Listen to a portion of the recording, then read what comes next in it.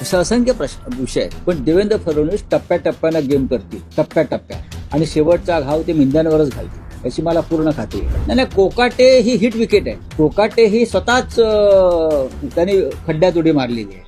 Sir, एका बाजूला माणिकराव कोकाटे यांचं मंत्रिपद जाण्याच्या वाटेवर असताना दुसऱ्या बाजूला धनंजय मुंडे हे स्वतःच्या मंत्रिपदासाठी फिल्डिंग लावतायत असं दिसतंय.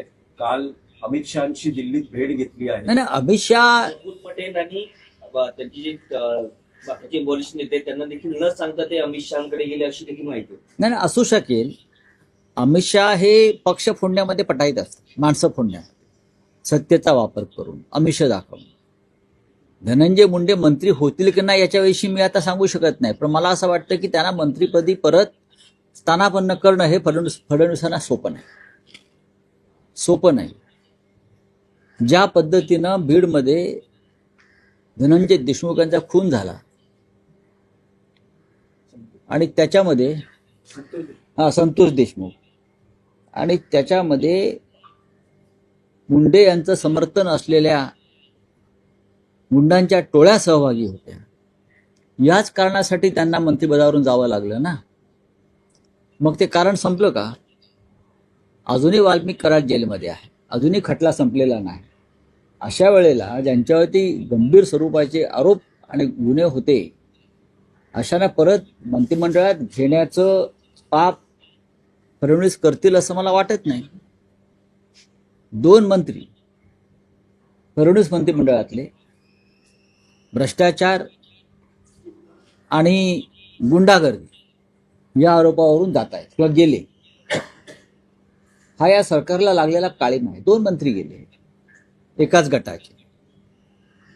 खरं म्हणजे शिंदे गटाचे असे असंख्य मंत्री आहेत, त्यांना तात्काळ बरखास्त केलं पाहिजे.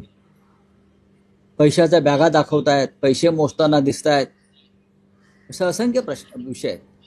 पण देवेंद्र फडणवीस टप्प्याटप्प्यानं गेम करतील, टप्प्याटप्प्यात, आणि शेवटचा घाव ते मिंद्यांवरच घालतील याची मला पूर्ण खात्री आहे. धनंजय मुंडे नंतर आता माणिकराव कोकाटे. नाही, कोकाटे ही हिट विकेट आहे. कोकाटे ही स्वतःच त्यांनी खड्ड्यात उडी मारलेली आहे. तर त्यांची केस आपण पाहिली, सदनिका लाटण्याची खोटी कागदपत्र देऊन, ती आताची नाही आहे ना. फक्त योग्य वेळी ती बाहेर आली. ते कसं फडणवीसांमध्ये नक्कीच आहे. नाही, पण राऊत साहेब, अगदी शेवटच्या क्षणापर्यंत कोकाटेंना वाचवण्याचा सरकारचा प्रयत्न अजूनही सुरू आहे. पण तो का असावा असं तुमचं मत आहे? अजूनही सुरू आहे.